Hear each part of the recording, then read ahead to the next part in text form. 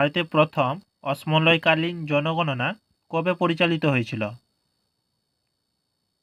এর সঠিক উত্তর হলো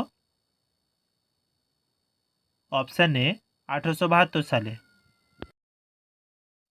নেক্সট কোয়েশ্চেন, যামিনী কৃষ্ণমূর্তি কোন নৃত্যশৈলীর একজন বিখ্যাত এক্সপোনেন্ট?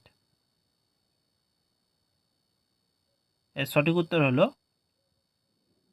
Option A Bharatanatyam.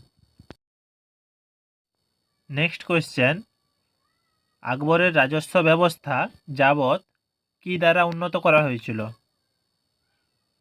এর সঠিক উত্তর হলো অপশান এ টোডারমাল দ্বারা।